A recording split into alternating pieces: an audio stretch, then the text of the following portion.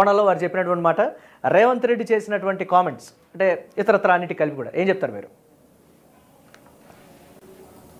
Sir, మొట్టమొదట ఆదాన్ వీక్షకులకు, మీకు అక్కడ ఉన్నటువంటి పెద్దలు కోటేశ్వరరావు గారికి, సీనన్న గారికి, అట్లనే మిత్రులు కాంగ్రెస్ నుంచి వచ్చినటువంటి రాజేష్ గారికి అందరికి కూడా నమస్కారం.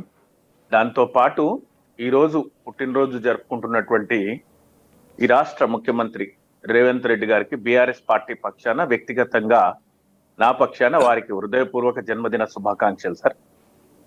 అయితే ఇప్పుడు ఈ కార్ రేసింగ్ విషయానికి వస్తే, తెలంగాణ భవన్ లో మీ అందరి సమక్షంలో పాత్రికేయుల సమావేశంలో కేటీఆర్ గారు ఈ రేసింగ్ అంటే ఫార్ములా 1 రేసింగ్ దగ్గర నుంచి ఈ రేసింగ్ వరకు జరిగినటువంటి పరిణామాలు, భారతదేశంలో అంటే భారతదేశం బయట భారతదేశంలో జరిగినటువంటి అంటే కండక్ట్ చేసినటువంటి క్రీడలు,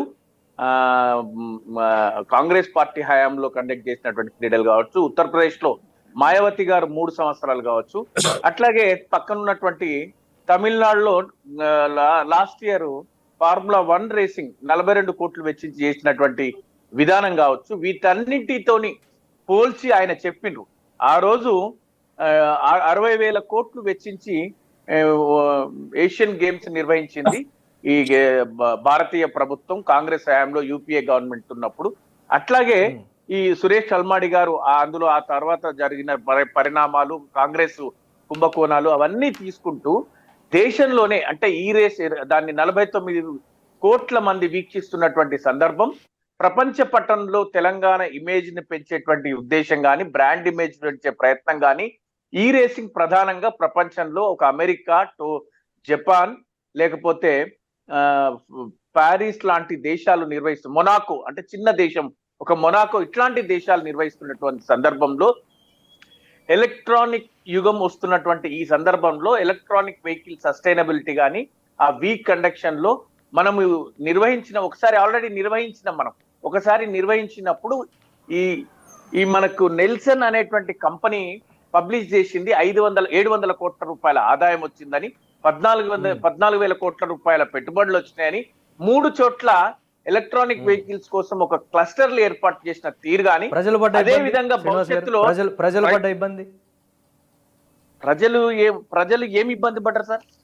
ప్రజలు హైదరాబాద్ లో ఉన్న ప్రజలు ట్రాఫిక్ ఇబ్బందులా సార్? అన్ని కావాలా స్ట్రక్చర్ ఉన్నప్పుడు అమౌంట్ ఆర్థిక శాఖ అనుమతి లేకుండా 55 కోట్ల రూపాయలు తీయటం, దానికి సంబంధించి మనకి సిటీ అవుట్స్కట్స్ లో పర్ఫెక్ట్ స్ట్రక్చర్ ఉన్నప్పుడు అక్కడ కండక్ట్ చేసినా, లేకపోతే ఒక గ్రౌండ్ లాంటిదో లేకపోతే అంత పెద్ద ఇది ఉన్నప్పుడు అక్కడే చేసి హైదరాబాద్ బ్రాండ్ ఇమేజ్ పెట్టాలి కదా. అలాగే నగరం నడిమధ్యలో హుస్సేన్ సాగర్ ని కవర్ చేస్తేనే హైదరాబాద్ బ్రాండ్ ఇమేజ్ బిల్డప్ అవుతుంది అనేటువంటి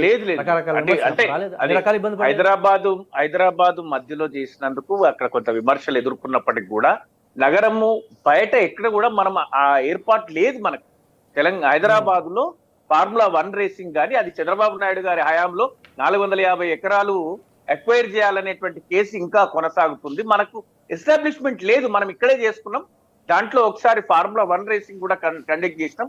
ఆ తర్వాత ఈ రేసింగ్ ఈ రేసింగ్ తోని వచ్చినటువంటి లాభాలు, దాని తర్వాత కొనసాగింపుగా ఉపాధి లేకపోతే పెట్టుబడులు, త్రైపాక్షిక ఒప్పందము రాబోయే రోజులలో ఈ రాష్ట్రానికి ఈ ఒక విజన్ ఇన్ని వేల కోట్ల రూపాయల మనకి. స్టార్ హెల్త్ ఇన్సూరెన్స్ ఉంటే మీరు ఎలాంటి దిగులు పడాల్సిన అవసరం లేదు. ఎందుకంటే స్టార్ హెల్త్ ఇండియాలోనే కోట్ల రూపాయల మనకి పెట్టుబడులు వస్తాయి, లేకపోతే ఇంతమందికి ఉపాధి కలుగుతుంది అని చెప్పి ఇంత ఇండస్ట్రియలైజేషన్ జరుగుతుంది, లేకపోతే అమర్ రాజా బ్యాటరీస్ కావచ్చు, లేకపోతే చాలా చెప్పుకుంటూ వచ్చిండ్రు ఆయన.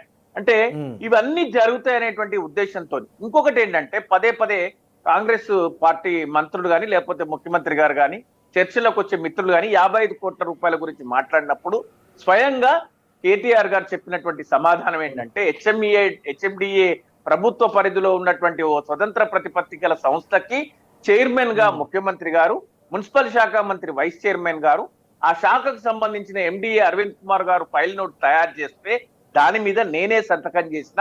త్రైపాక్షిక ఒప్పందంలో ఈ గ్రీన్ ఎకో వాళ్ళు పక్కకి తప్పిపోవడం వల్ల మనమే అధికారంలోకి వస్తాం, ఆ కంటిన్యూటీ ఉండాలి అనే ఉద్దేశంతో 55 కోట్ల రూపాయలకు నేను ఫైల్ నోట్ పైన సంతకం పెట్టినా ఏ చర్యకైనా సిద్ధమే, ఏది ఎదుర్కోవడానికైనా సిద్ధమే. దీంట్లో విచారణ జరుగుతోంది, విచారణ తర్వాత అరెస్టుల పర్వం ఉండబోతుంది, విచారణ తర్వాత ఎటువంటి ప్రక్రియ కావాలో అదంతా కూడా నడుస్తుంది అనేటువంటి ఈ కక్ష సాధింపు భారతదేశంలో ఎట్లయిపోయిందంటే సార్, రాజకీయాలంటే అన్ఫెయిర్ పాలిటిక్స్ ఎక్కువైపోయినాయి. కక్ష సాధింపు చర్యలు, చర్యకు ప్రతి చర్య, తమ ప్రభుత్వ ఆధీనంలో ఉన్నటువంటి స్వతంత్ర ప్రతిపత్తి గల సంస్థలతోని రాజకీయ దాడులు చేయించడం, వాటిని ఉపయోగించుకొని అల్టిమేట్ గా పొలిటికల్ సిస్టమే కింగ్ ఆఫ్ ది ఇండియాగా తయారైపోయింది. జుడిషియరీ గాని, లెజిస్లేటివ్ గాని, ఎగ్జిక్యూషనరీ గాని, వీళ్ళందరినీ కంట్రోల్ చేసే ఒక వ్యక్తిగా పొలిటీషియన్స్ తయారైపోయి అన్ఫైర్ పాలిటిక్స్ అనేది ఈ దేశంలో దానికి సంబంధించి కూడా ఎండ్ అయితే ఉంటది. ఒక మాట ప్లీజ్. దానికి సంబంధించి కూడా వారి ఇంటర్వ్యూలో చెప్పింది ఏంటి అంటే, ప్రతిదీ పక్కాగా విచారణ తర్వాత మాత్రమే అరెస్టులు ఉంటాయి. అది కేటీఆర్ తప్పు చేసినా, కేటీఆర్ కింద ఉండేటువంటి అప్పుడు గతంలో పనిచేసినటువంటి అధికారులు తప్పు చేసినా, ఎవరు చేసినా కానీ ఒక ప్రొసీజర్ ఉంటుంది, విచారణ ప్రకారమే చేస్తాను తప్ప రెగ్యులర్ పాలిటీషియన్స్ లాగా విమర్శలు ఎదుర్కొనేటువంటి పరిస్థితి ఉండదు. ప్రతిదీ కూడా పేపర్ వర్క్తో పాటు సాక్ష్యాలతోనే మేము చేస్తాము. చట్టాన్ని అతిక్రమిస్తే అది సొంత పూచికత్తు మీద ఇచ్చారా లేకపోతే విశేషమైనటువంటి అధికారాలతో నిర్ణయం తీసుకున్నారనేది పక్కన పెడితే మాత్రం డెఫినెట్గా ఒకవేళ తప్పు చేశారని తేలితే మాత్రం అరెస్ట్ అనేది తప్పదు అనేటువంటి మాట అయితే చెప్పారు. మాట్లాడదాం కార్తిక్ గారు, కాంగ్రెస్ పార్టీ యూత్ నాయకులు కూడా లైవ్ లో.